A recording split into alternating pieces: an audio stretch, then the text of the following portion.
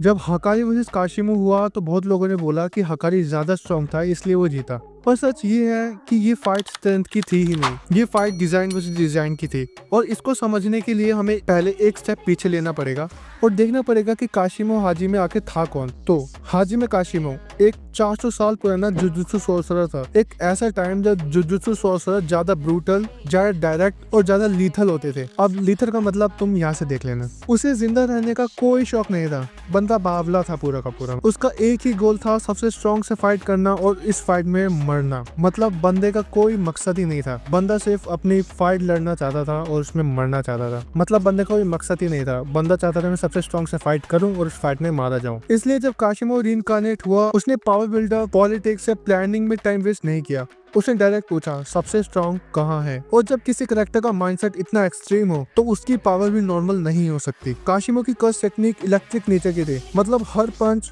हर hit से physical damage नहीं बल्कि 440 वोल्ट का झटका देता था। आज मजाक था, इतना तगड़ा झटका नहीं था पर हाँ झटका लगता था। और इसका सबसे डेंजरस पार्ट, ये डैमेज लगातार होता था, ये ऑटोमेटिक था। मतलब उसके हर पंच अगर तुमने उसको छुआ तब भी तुम्हें करंट लगेगा। काशिमो को कोई स्पेशल मूव स्पैम करने की जरूरत ही नहीं थी, बस क्लोज रेंज आओ और अपने आप खत्म हो जाओ। यानी अगर तुम काशिमो से क्लोज रेंज में फाइट कर रहे हो तो तुम्हारा मरना तय है। मतलब अगर तुम काशिमो से क्लोज रेंज फाइट करते हो तो तुम पहले ही डेड माने जा चुके हो। इसी वजह से काशिमो अर्ली फाइट में एब्सर्डली डोमिनेट लगता था, पर ये सिर्फ सरफेस लेवल पावर थी। काशिमो का असली डेंजर अभी आना बाकी था। काशिमो के पास एक कर्स टेक्निक थी जो वो सिर्फ एक बार यूज कर सकता था। इस टेक्निक में काशिमो अपने बॉडी को एक लिविंग वेपन बना देता था, एक ऐसा फॉर्म जो सुकुना जैसे मॉन्स्टर को टक्कर दे सके। पर इसका एक ड्रॉबैक भी था, टेक्निक यूज करने के बाद काशिमो की श्योरली डेथ हो जाएगी। इसको बस ऐसा समझ लो कि काशिमो ने अगर अपने कर्स टेक्निक का इस्तेमाल किया तो वो सिर्फ एक ही बार कर सकता है, उसके बाद उसकी मौत हो जाएगी। इसलिए काशिमो ये पावर कभी किसी रैंडम फाइट में यूज नहीं करता था। इसे उसने फाइनल बॉस, एक तरह से बोला जाए तो सबसे स्ट्रॉन्गेस्ट यानी सुकुना के लिए बचा के रखा था। उसके लिए ये फाइनल कार्ड सिर्फ वर्ड अपोनेंट के लिए ही था। और जब किसी के पास इतना एक्सट्रीम फाइनल मूव हो तो नेचुरली एक सवाल उठता है, क्या काशिमो के पास डोमेन एक्सपेंशन था?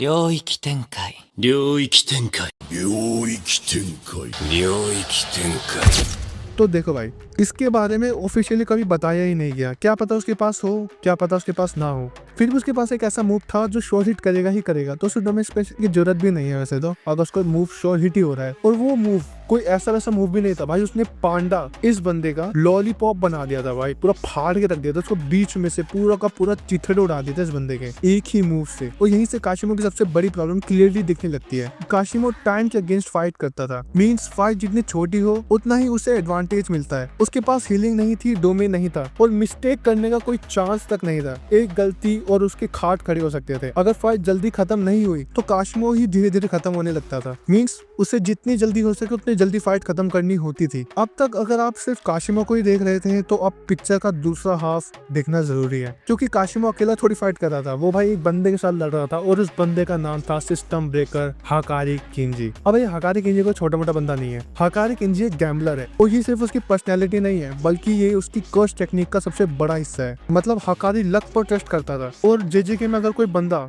लक को अपना वेपन बना रहा है तो ये बहुत ही ज्यादा रेयर है और बहुत ही ज्यादा ब्रोकन चीज है। इसको तुम ऐसा समझ लो कि तुमने सोचा कि किस्मत रही तो मेरे 2 गोटे 4 हो जाएंगे, जो बहुत ही ज्यादा रेयर है और बहुत ही ज्यादा ब्रोकन है अगर तुम्हारे 2 गोटे 4 हो जाते हैं। हाँ ये एक एग्जाम्पल था, इसको ज्यादा सीरियसली मतलब नहीं होंगे तुम्हारे 4। और हाँ अब टॉपिक पे आते हैं, वो इसी माइंडसेट नहीं है जिसकी जो गैम्बलिंग है वो एक फिलोसफी है। वही फिलोसफी हकारी के डोमेन के रूल में डायरेक्टली रिफ्लेक्ट होती है। और हकारी का डोमेन देखो कैसा है। हकारी के डोमेन का नाम है आइडल डेथ गैम्बल। ये एक पाचिंको गेम की तरह है, अगर जैकपॉट हिट हुआ तो 4 मिनट 11 सेकंड तक मजे और अपने दुश्मन की लो जान भाई जान। मींस इन्फिनाइट कर्स energy, automatic reverse curse technique, near immortality. मतलब अब इस 4 मिनट और 11 सेकंड के वक्त पे उसका जो अपोनेंट है वो सिर्फ भाग सकता है उससे, क्योंकि भाई तुम उसे जितना मार लो वो वापस रिकवर कर लेगा। तुम उसका हाथ काट लो वो वापस हाथ ग्रो कर लेगा, तुम उसके पैर काट दो पैर ग्रो कर लेगा, तुम उसको बीच में से काट दो वापस ग्रो हो जाएगा। इस ड्यूरेशन में हकारी को मारना लगभग इम्पॉसिबल है। लगभग, मैंने भाई इसको बहुत बार बोला लगभग, क्योंकि उसे मारा जा सकता है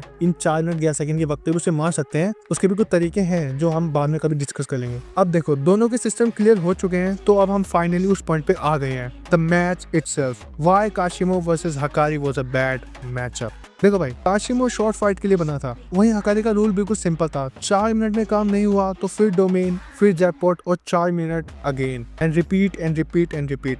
जब तक बंदा खुद हार ना मान जाए हकारी किंजी उसको तड़पाता रहता था। अगर तुम इसको ऐसा समझ लो कि अगर हकारी की किसी से फाइट होती है और वो अपना डोमेन खोलता है, जैकपॉट हिट होता है, तो 4 मिनट 11 सेकंड तक हकारी को मारना वैसे भी इम्पॉसिबल है। और अगर हकारी अपने अपोनेंट को 4 मिनट 11 सेकंड में नहीं मार पाया तो वो अपना डोमेन फिर खोलेगा, उसका जैकपॉट लगेगा, उसका लक वैसे भी अच्छा है, उसका जैकपॉट लगते रहते हैं। और अगर जैकपॉट लगा, अगर हकारी का जैकपॉट लगा तो फिर से 4 मिनट 11 सेकंड के लिए वो नियरली इमोर्टल हो चुका है। भाई खुद सोचो, इसे मारना ही मुमकिन सही नहीं लग रहा। अब देखो भाई, वही काशिमो बर्स्ट डैमेज करता था और हकारी टाइम स्टॉल करता था। काशिमो अपोनेंट को जितना हो सके उतने जल्दी फिनिश करना चाहता था, वही हकारी बस सर्वाइव करता है जब तक जैकपॉट ना आ जाए। काशिमो अपने अपोनेंट को जितना हो सके उतने जल्दी फिनिश करना चाहता है, वही हकारी सिर्फ सर्वाइव करता है जब तक जैकपॉट हिट ना हो जाए। उसके बाद तो चाहे हकारी को मारो, नोचो, काटो, खाओ, पियो, कुछ भी करो, इसको कोई मतलब ही नहीं है। इसलिए ये फाइट पावर का कंपैरिजन नहीं है, ये fight actually design versus design है। काशिमो स्ट्रॉन्ग था नो डाउट, बट हकारी का सिस्टम काशिमो के अगेंस्ट परफेक्टली फिट बैठता है।